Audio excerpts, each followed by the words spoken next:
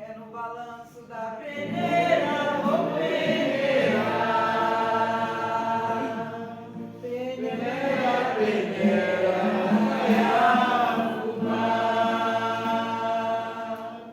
Bom dia, companheiras e companheiros. Bom dia. É uma satisfação, é uma honra estar aqui com vocês nessa conversa e nesse diálogo. E algumas preliminares para a gente situar o tema da conjuntura política. Quer dizer, nós vivemos um momento que é imprevisibilidade.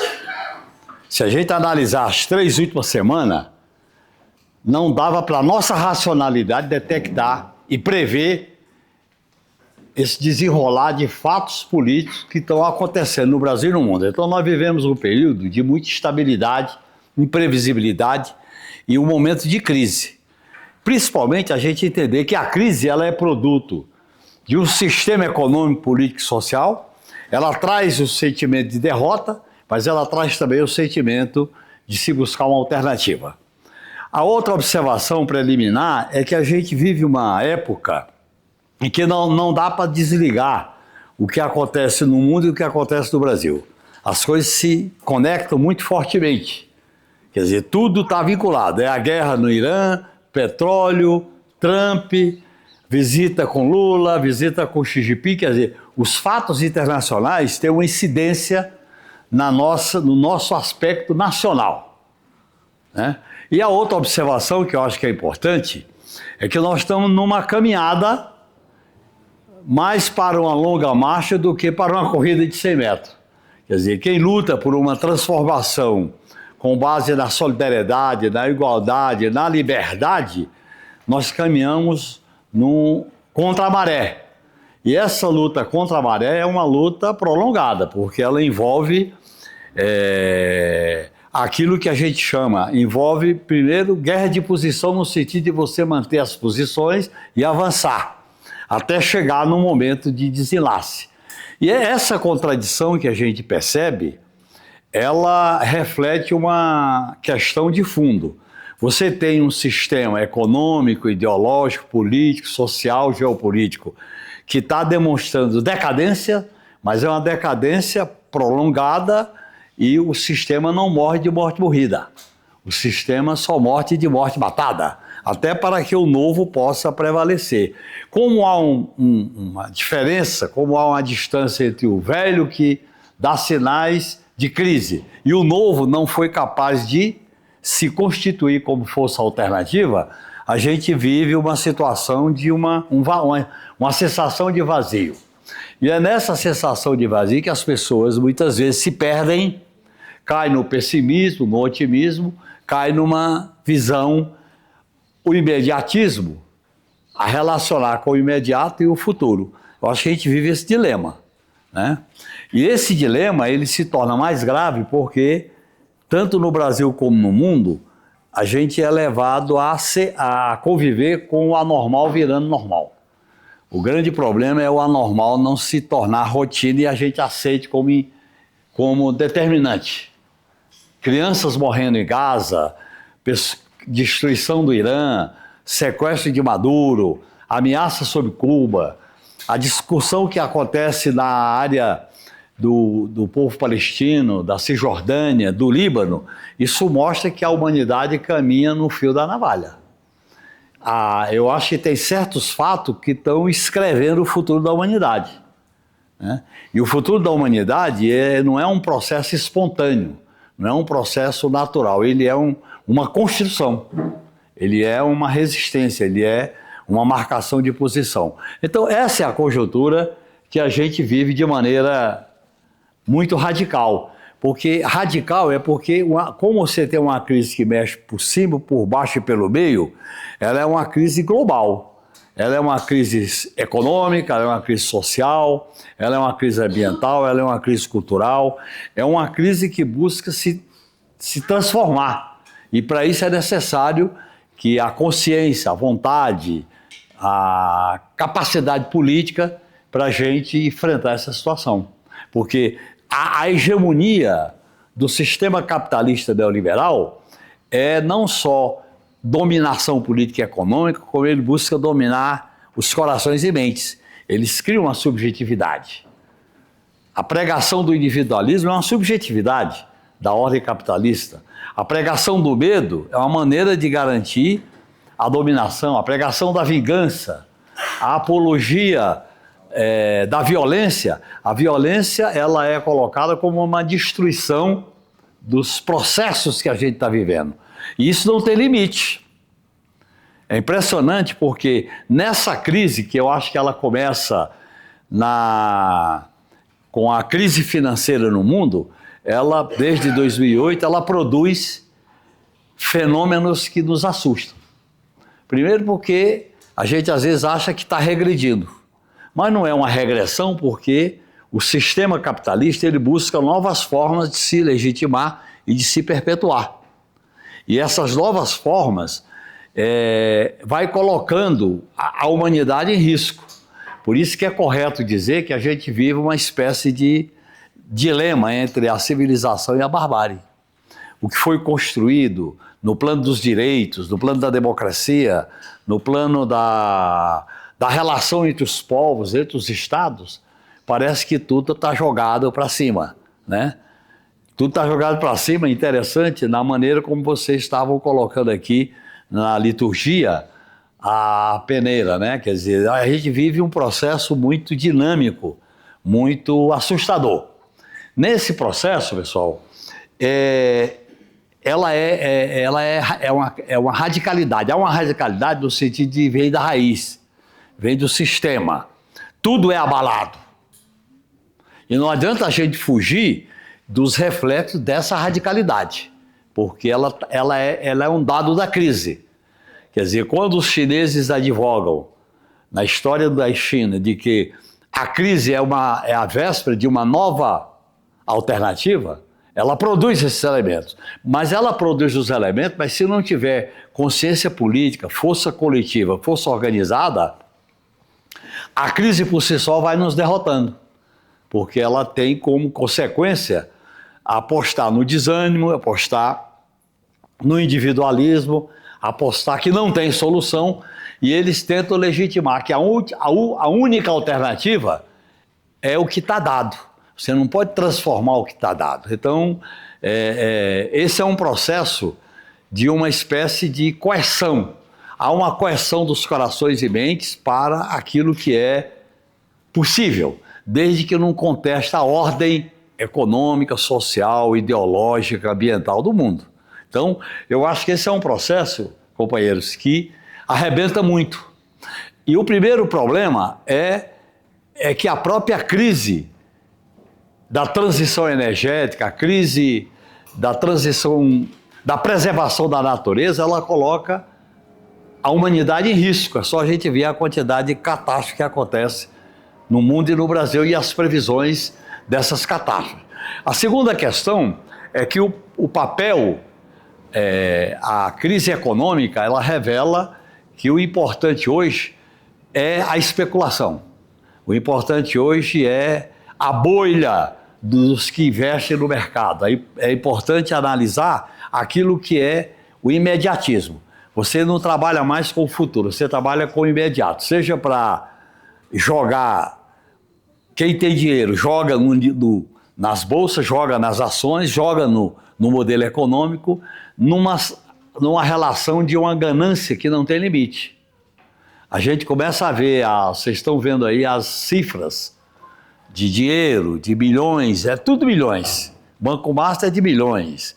O filme da família do clã Bolsonaro é milhões. Quando o Trump fala das Big Techs é milhões. Quer dizer, há uma desproporcionalidade assustadora que é a acumulação.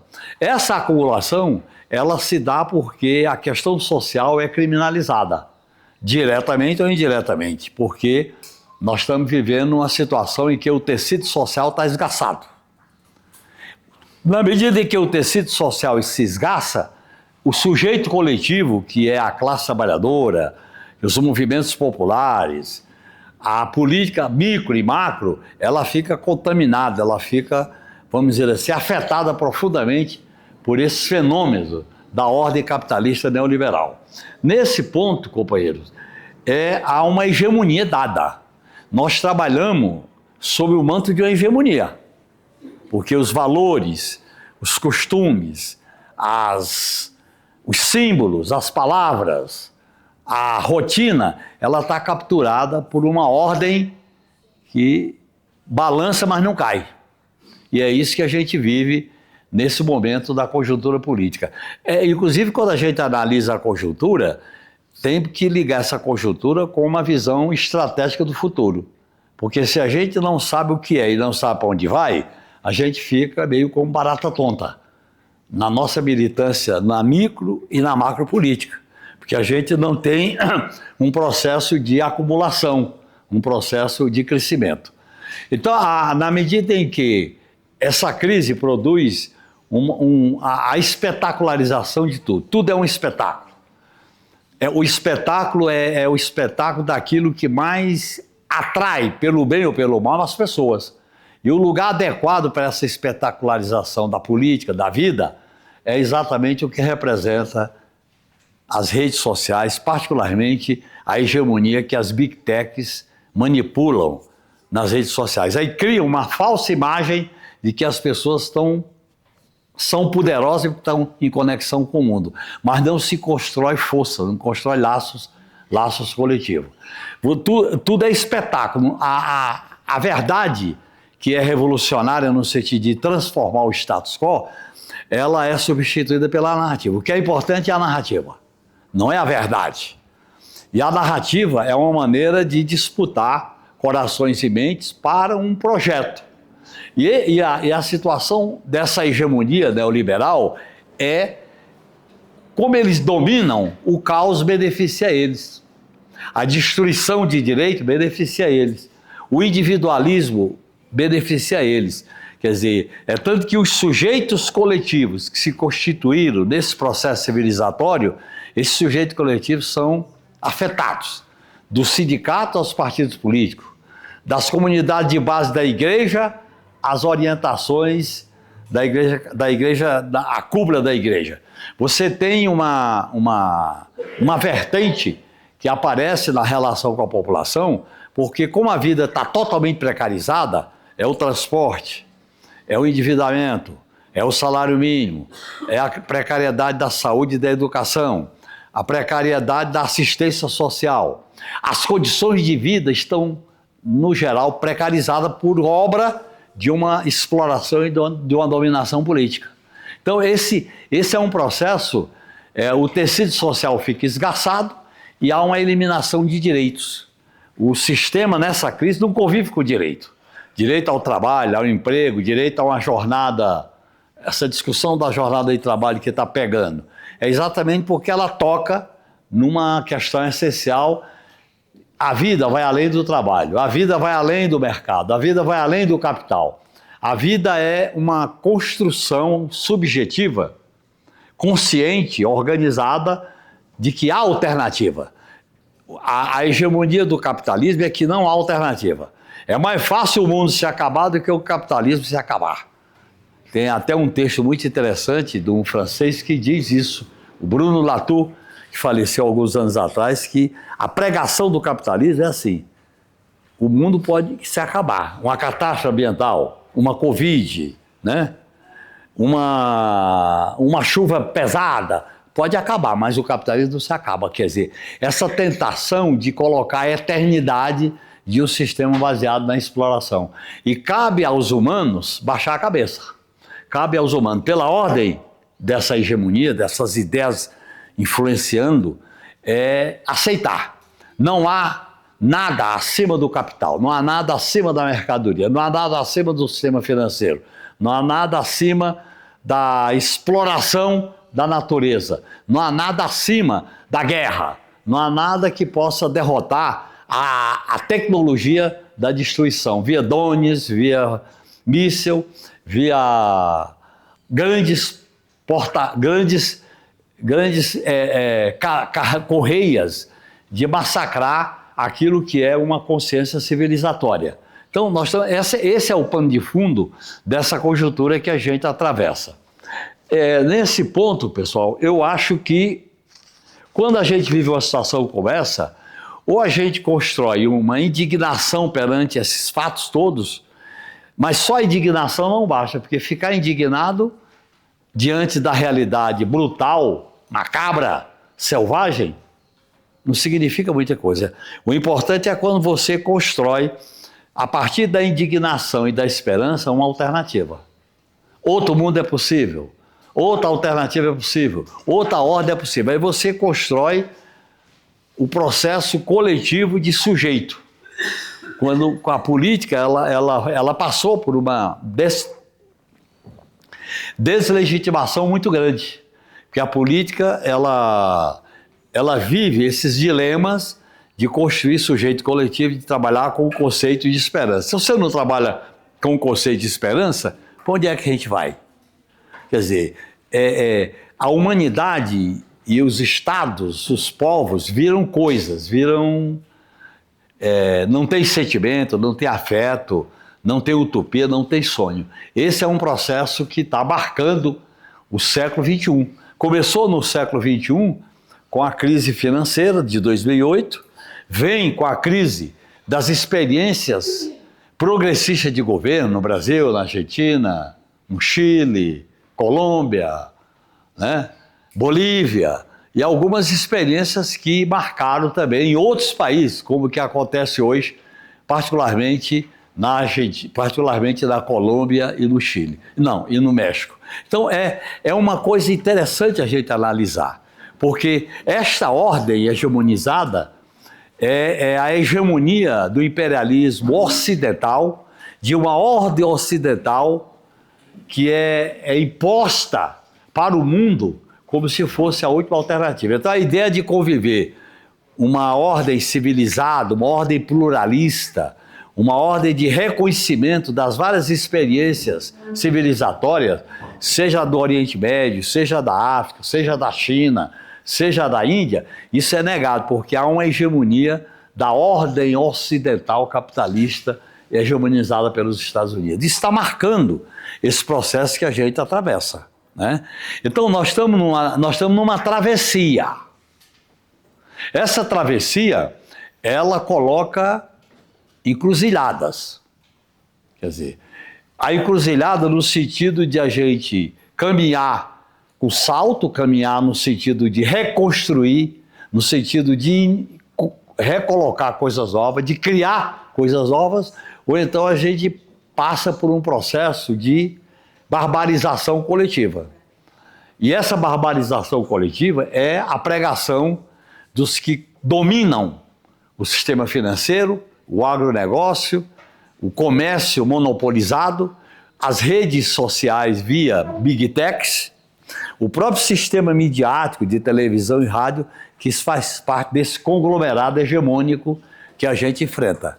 Então eu considero que para a gente discutir, para enfrentar o medo, a indiferença, para enfrentar o sentimento de vingança, para enfrentar a violência destruidora, é interessante a gente imaginar como o sistema se alimenta do caos. Eles provocam o caos.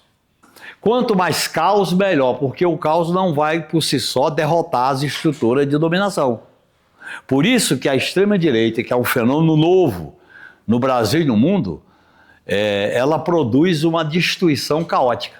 A destruição caótica favorece aquelas vertentes hegemônicas, que é o sistema financeiro, limitação dos gastos sociais, agronegócio olhando para o mercado mundial, não para o mercado aqui, a destruição da natureza como algo inevitável, e esse aparato econômico político, ele tem que ser sustentado pelo processo ideológico.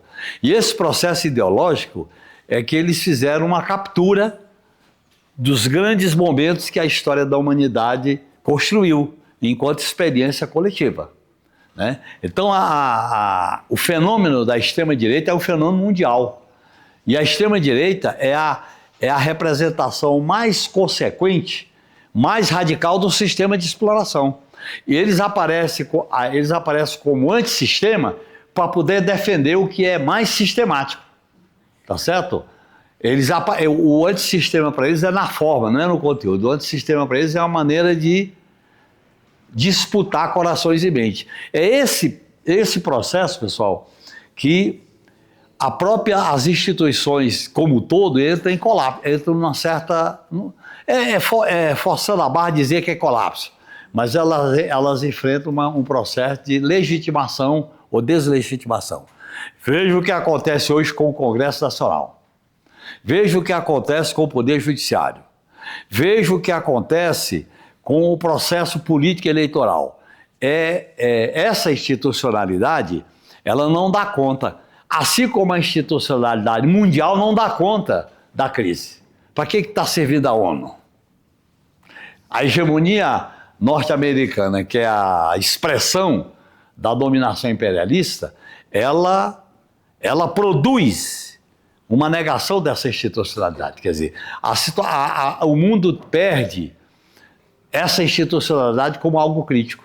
E na medida em que as referências estão sacudidas pela crise, nós estamos vendo isso aqui no Brasil. E isso é um processo.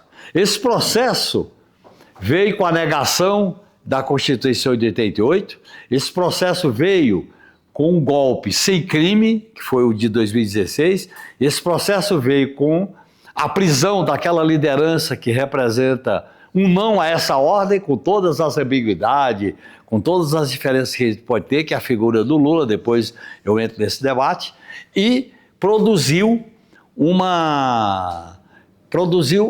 fenômeno que a gente imaginava que era inviável no Brasil. Uma família vira uma instituição no plano do recado, dos valores, das mutretas. O país está passando por um processo penoso de destruição. Desde o golpe, passando pela eleição de 2018, chega na Covid, com 700 mil mortes, passa pelo processo de negação dos direitos sociais, com a reforma da Previdência, com a terceirização, com a uberização, né? Aí isso produz uma crise da Previdência e eles apresentam como alternativa cortar os gastos. Cortar os gastos não é da especulação financeira, não é dos investimentos na dívida. A dívida pública no Brasil consome um trilhão com esse juro de 14,5%. 1 trilhão. Se você pegar as emendas dos deputados, consome 51 bilhões. Se você pega os penduricalhos do Poder Judiciário, é 21 bilhões. Então o orçamento, que é o dinheiro que o povo paga o imposto, ele é capturado por uma classe dominante, conservadora, autoritária, negacionista. Por isso que quando o Lula falou que ia botar os ricos no imposto de renda e o povo no orçamento, isso pressupõe uma ruptura. É uma frase bonita para a gente pronunciar, mas ela tem uma radicalidade muito grande, porque o sistema tributário brasileiro é um dos mais injustos da humanidade. O imposto que essas bets pagam fora do Brasil, na Europa, nos Estados Unidos, é no nível de 40%, de 30%. Aqui, pessoal, é menos de 20%.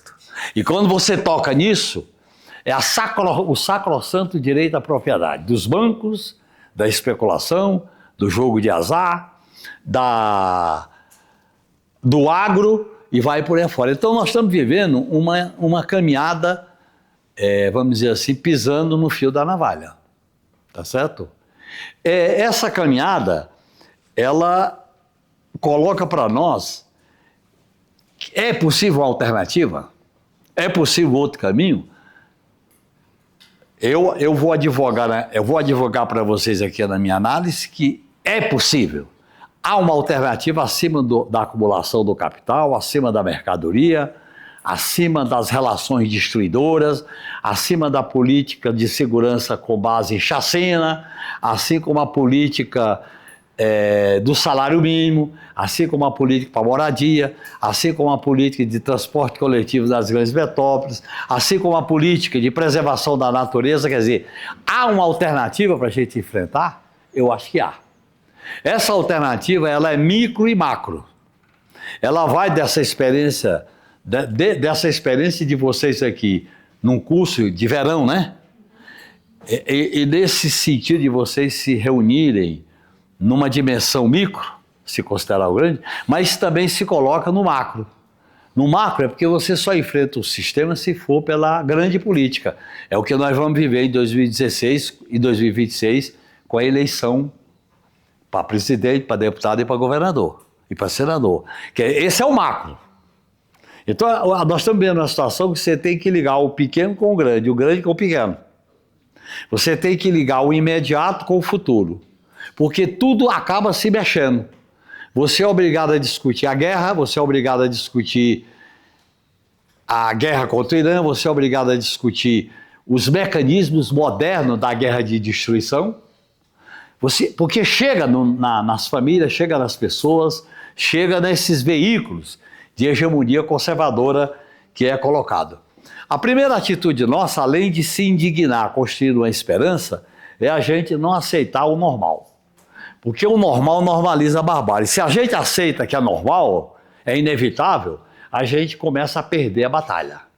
A primeira atitude de quem imagina uma revolução no sentido amplo da palavra é o direito à indignação.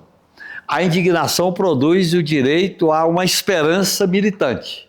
A esperança não é de esperar, a esperança é militar por uma nova alternativa. Isso vai... Qual é o caminho? Se a gente ficar submetido à ordem neoliberal, é o caminho individual. Cada um por si, vamos todos para o buraco. Ou você constrói um sujeito coletivo de classe, de movimentos, de comunidades, de disputa política, ou então a gente cai inevitavelmente numa estrada pantanosa, cheio de bombas, cheio de empecilhos, e que a gente tem muita dificuldade de ter uma alternativa, porque o coração e a mente das pessoas, inconsciente ou não, o coração e a mente das pessoas foi capturado. A gente se assusta quando há pessoas do nosso meio, com que a gente convive, que reproduz palavras de ordem, reproduz valores que nos assustam. Certo?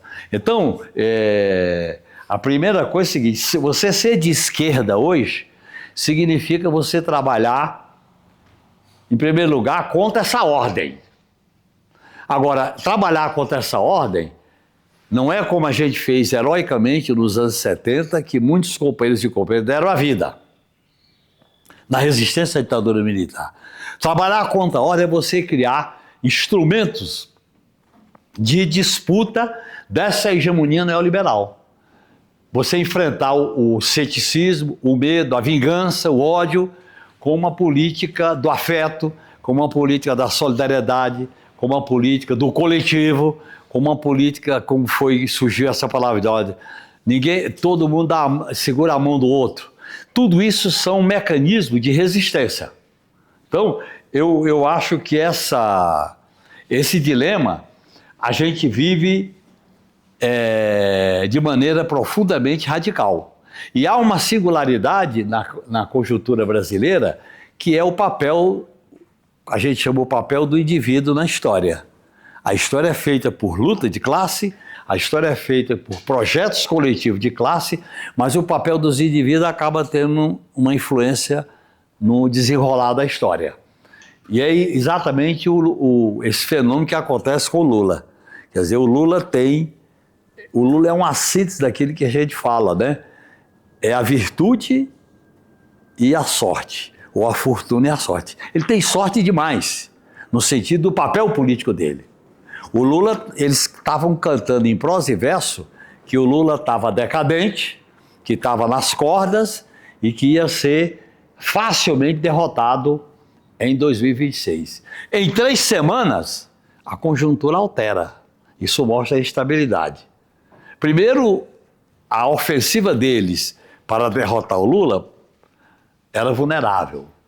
A dosimetria, a questão, por exemplo, do Banco Master e a questão da negação pela segunda vez na história da República, desde 91, a negação de um ministro do Supremo, que foi o Messias. Aquilo estava desenhado que aquilo ali era o caminho da decadência lenta, gradual e segura.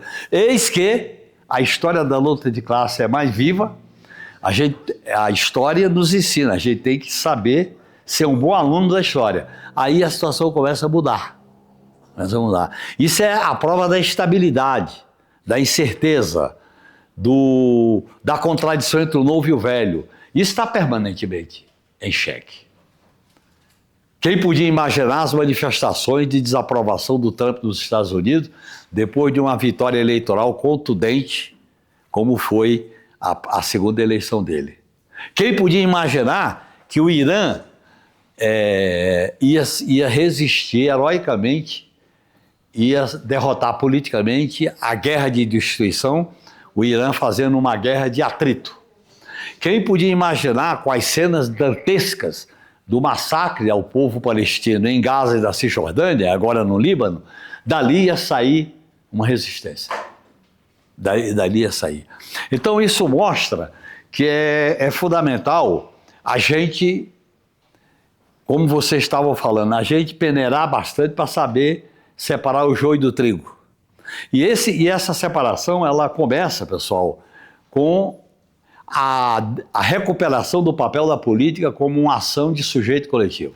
A política só existe para ação coletiva de homens e mulheres, de classe, de grupos, de movimentos populares, para construir uma alternativa.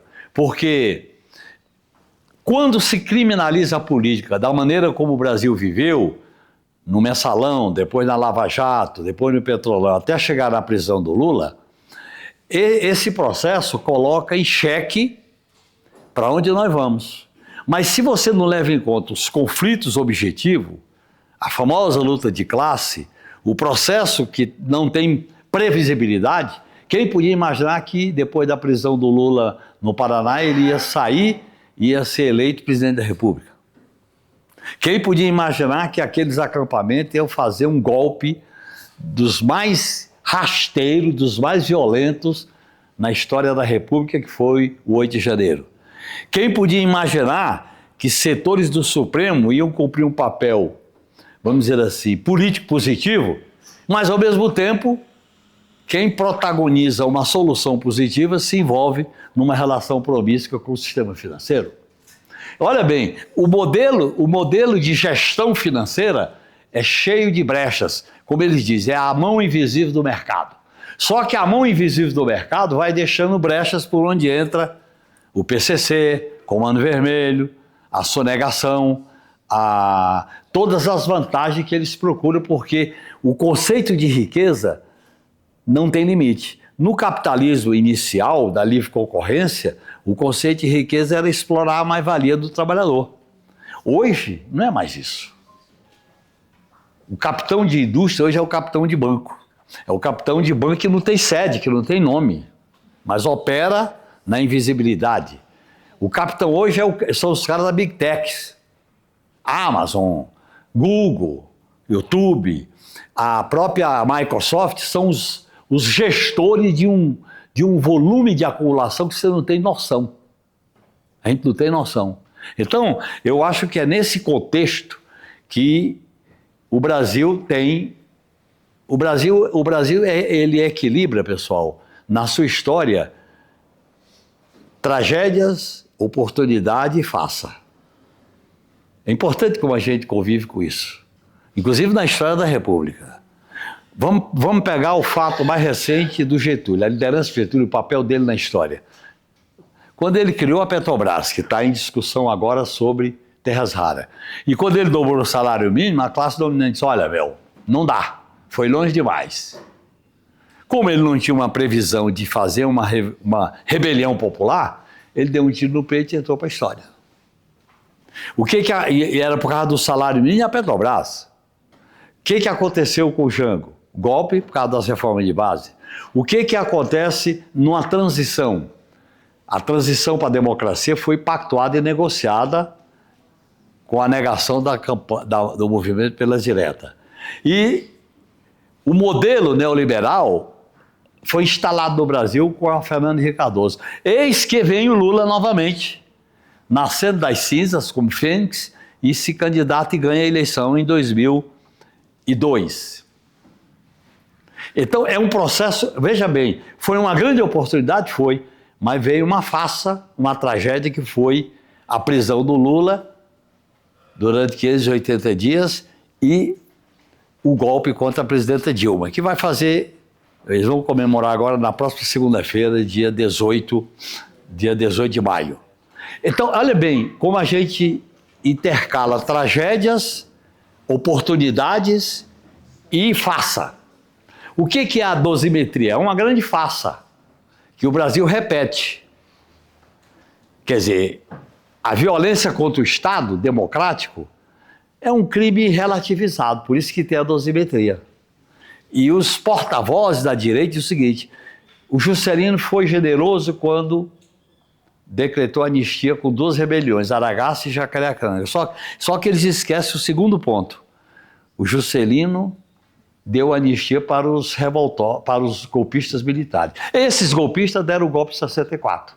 E essa tragédia se completa quando está se mostrando agora que o Getúlio, não, que o Juscelino, que não era um revolucionário, ele foi assassinado na Dutra. Olha bem, mas quando eles falam da anistia que o Juscelino decretou para garantir, para defender a dosimetria, eles esquecem essa outra lição. Anistiou e os anistiados deram o golpe. É mais ou menos o que eu chamo, é uma grande oportunidade, aí vem uma farsa. Foi o que nós vivemos na transição da ditadura para a democracia e o dilema que nós vivemos quando o Lula se elege a primeira vez.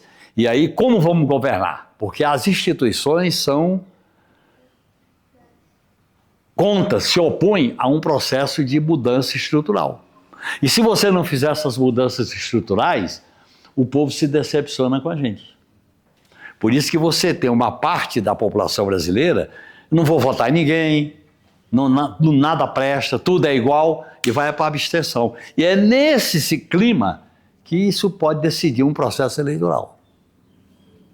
E veja bem,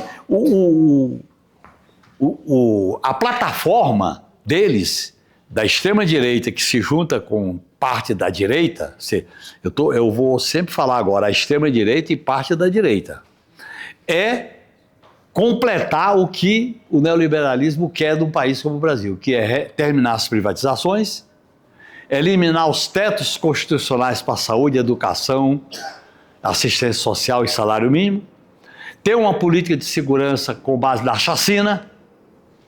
Segurança para essa turma é guerrar, não é prevenção, não é força, não é prender, não é chegar no andar de cima da lavagem de dinheiro, não. Faz a chacina como fizeram no Rio de Janeiro. Olha bem esse país como é que é. O Cláudio Castro dirigiu uma chacina no Morro do Alemão e na Penha.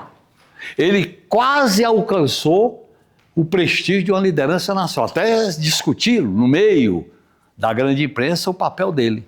E agora ele está envolvido com busca e apreensão, que ele se beneficiou de o maior sonegador da história do Brasil, que fugiu para os Estados Unidos. Veja bem a mistura de oportunidade com farsa, com tragédia. E isso é muito interessante a gente entender a história desse país. A história desse país é rica, porque tem uma classe dominante que ela é a um só tempo autoritária, racista, patriarcal e se submete ao imperialismo com um destino do modelo econômico aqui do nosso país. E é essa turma que tá no centro da disputa política que nós estamos enfrentando, que nós estamos vivendo. Né? Então, eu considero que essa questão aí, hoje não adianta a gente simplesmente denunciar o que tem aí. É claro que denunciar é o primeiro passo, mas se você não apresentar um caminho, uma alternativa, você não mobiliza o povo para isso. Porque a vida está tão precária, está tão difícil, que só denunciar não vale. Porque as pessoas já estão vivendo isso. Feminicídio contra as mulheres. A questão do preconceito racial. A questão da comunidade LGBTQIA+, a situação dos povos originários, a situação dessa nova classe trabalhadora que transporta comida, mas ele só sente o cheiro. Não tem limite para a jornada de trabalho. E eles criam a ilusão de que o importante é a maquinazinha que ele é um empreendedor. Aí ele cria a ilusão que o explorado pelo iFood, pela essas grandes plataformas, 99, né? Isso é uma evolução quando nós estamos diante de uma regressão, né? E olha bem, eles querem passar para o país que aqueles trabalhadores e aquelas trabalhadoras são empreendedores. Mas é empreendedor da desgraça social, da desgraça política, da desgraça cultural. Então, nesse ponto, eu acho que, primeiro, a gente tem que libertar o futuro que está aprisionado pelo medo, pela violência, pela impotência, e criar um sistema de resistência potente. A partir daí, nós temos que ter objetivos claros. Esses objetivos claros é a condição para a gente dialogar com o povo, inclusive nas comunidades que são bolhas isoladas e que está numa situação tão deplorável que não confia em ninguém. É uma situação que a gente acaba construindo um desafio, porque a gente vive o fio da navalha. Se a gente sobrevive nos adaptando, a crise nos leva para o abismo. Se a gente constrói uma alternativa, você vai acumulando para um processo de transformação estrutural. Que eu acho que esse é o dilema de quem já governou o Brasil 3 vezes e pode governar a 4ª. Né? O que essa figura chamada Lula pode representar para o futuro do Brasil? Porque a vida dele está muito associada com o futuro do Brasil. Agora, o futuro do Brasil não é uma individualidade Lula. O futuro do Brasil é a gente mobilizar a consciência de massa do povo brasileiro para acreditar numa transformação estrutural. Né? Essa transformação estrutural está, nesse momento agora, exigindo de nós o enfrentamento. Por quê? Porque se a gente não enfrentar, a gente perde. O enfrentamento é uma necessidade, por causa da radicalidade da crise. E quando você vai para o enfrentamento, você tem que escolher quais os caminhos, qual o programa, quais as bandeiras que a gente pode construir nesse processo, né? Então, eu considero que a gente está vivendo uma situação muito rica politicamente. Eu sou otimista pelas lições que a história da luta de classe do Brasil está nos ensinando. O importante é a gente querer ser um aluno, ser um bom aluno, né?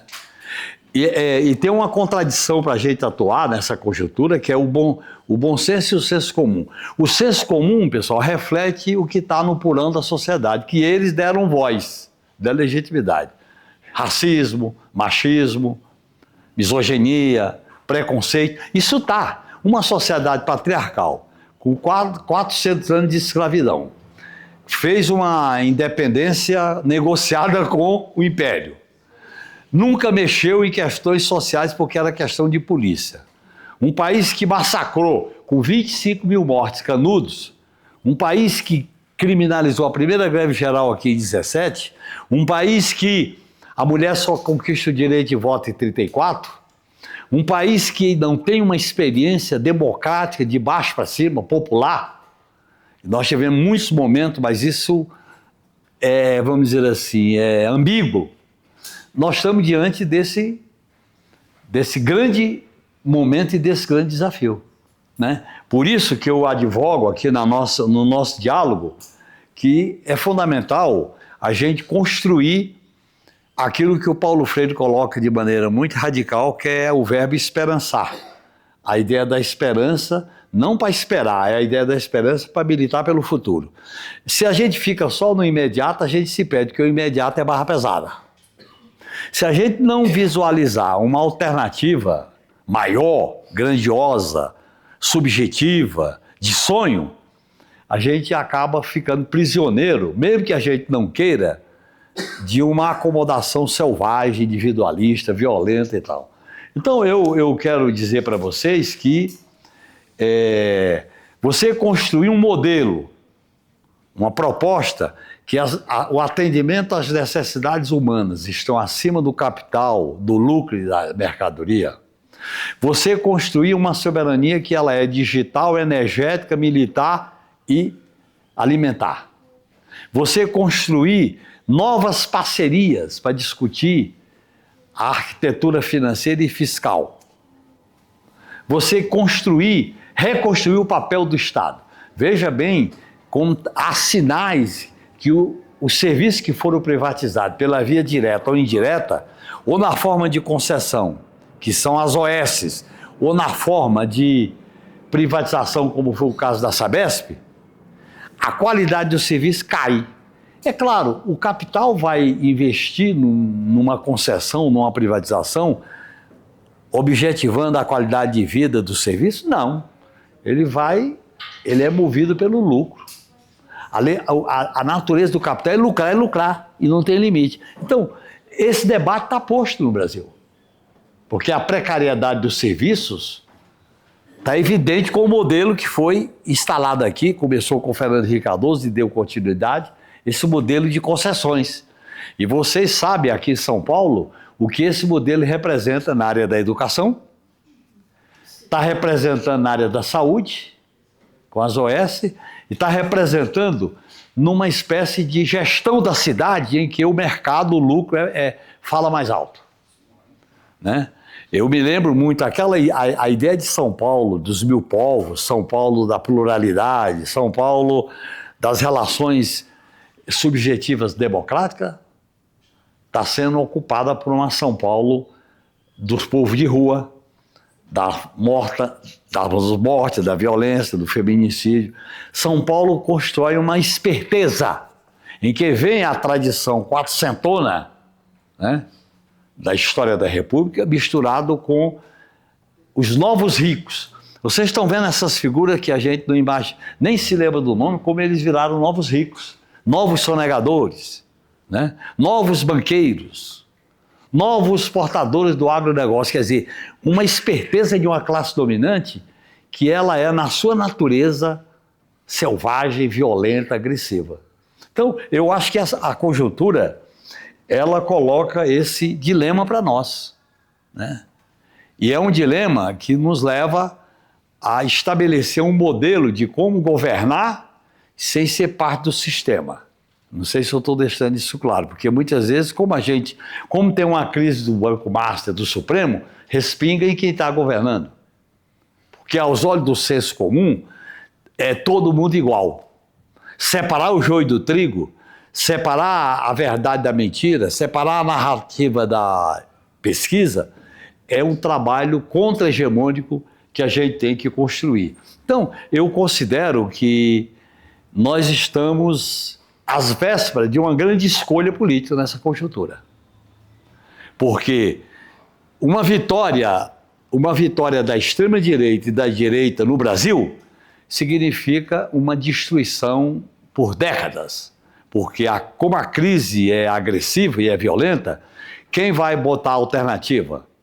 Você pode ter um risco de um país se desconstituindo civilizatoriamente. Virar um país associado ao imperialismo, virar um país marcado por chacinas, que é a experiência do Equador e de El Salvador, um país em que você coloca, não existe mais direitos, porque não tem uma previdência capaz de garantir o futuro das pessoas, porque a previdência é sustentada por quem contribui e está trabalhando e quem vai se aposentar. Se você aprova a pejotização, a uberização, o trabalho intermitente, pessoal, essa população trabalhadora, quando vai se aposentar, ela cai no BPC, que é o que acontece com a população que não tem direito, ela tem uma assistência, que é o BPC. Ali é uma assistência para as pessoas que estão no limite da sobrevivência. Então, essa ideia de direitos universais, direitos da cidadania, direitos como uma plataforma transformadora, é a solução que a esquerda tem que ter para fazer esse enfrentamento. Inclusive, é a maneira da gente se relacionar com o que se constituiu como a religião da prosperidade. como a religião do poder, a religião do capital. A religião para nós é a questão de consciência, por isso que a gente defende total liberdade, né? Por isso que a gente defende a pluralidade religiosa, por isso que a gente defende o direito das pessoas terem suas crenças, sua subjetividade preservada, tá certo? Então, é nesse ponto que a gente vive uma conjuntura em transição. Tudo está em transição, né? Tudo está se mexendo. Nada está intacto no Brasil, nem no mundo. Tudo está mexido. E essa mexida, às vezes, nos assusta. Por isso que a análise é fundamental para a gente olhar o que não é aparente, olhar o que tem por trás, para a gente se orientar na nossa militância política. E eu acho que é isso que a gente está vivendo hoje, numa crise estrutural, sistêmica, mas falar dela é muito pouco. Você tem que falar de qual a solução para essa crise. Qual é a solução? Como é que vamos restabelecer a qualidade do emprego? Como é que vamos garantir direitos essenciais? Como é que vamos combater o feminicídio? Como é que vamos combater o racismo? Como é que vamos garantir políticas públicas que garantam a cidadania para os setores mais vulneráveis da população? Como é que nós vamos investir na saúde, educação, assistência social, salário mínimo, nessa ideia de que é possível construir uma sociedade civilizada com pluralidade de direitos, com pluralidade de opções. Esse é um processo revolucionário. Esse processo revolucionário, pessoal, quando a gente fala revolução, a gente é levado a imaginar o que a gente viveu nos anos 70 como resistência à ditadura militar. Revolução não é só pegar uma arma e dar tiro. Eu participei dessa experiência porque não tinha outra alternativa. A revolução é uma atitude, é um programa, é um coletivo, é uma negação do status quo. É uma negação dessa ordem que está aí. E como é que você vai derrotar essa ordem? Se a gente botar como primazia fundamental construir sujeito coletivo, que passa por partido, passa por eleição, passa por movimento social, passa por grupos de conversa, passa inclusive com uma experiência como essa que vocês vivem aqui, de curso de verão, e passa também pelo papel de cada um de nós, aonde a gente milita, onde a gente atua. Quer dizer, é nesse sentido que é fundamental a gente voltar àquilo que é a história da esquerda. Nós lutamos por causas e não por coisas. Quer dizer, nós queremos ser um ser transformador e não ter. O ter significa posse, o ter significa vantagem, o ter significa riqueza. Para nós, a riqueza é a liberdade, é a libertação para construir a liberdade. Riqueza é a igualdade, a solidariedade, é o respeito às diferenças. Isso é causa, e não coisa de prestígio, de vantagem material, de salário sem limite de gastos. Então, esses dilemas a gente está vivendo ele de maneira muito radical nesse processo que a gente vive hoje, né? Mais 5 minutinhos. Hã? Mais 5 minutos. Tá. Então, nesse sentido, a própria crise, como ela está se desenvolvendo, ela coloca concretamente, ela coloca três objetivos que se intercalam. Primeiro, a questão da independência nacional volta à pauta, por causa da crise do imperialismo americano, que tem sob seu comando um fascista. E ele, para diminuir a crise orgânica do capitalismo, ele tem que apostar nas armas, na guerra, no sistema financeiro e nas big techs. Só que isso aí é um processo de uma decadência, porque, como vocês sabem, como a gente sabe, o imperialismo jamais se acaba por morte morrida, é por morte matada.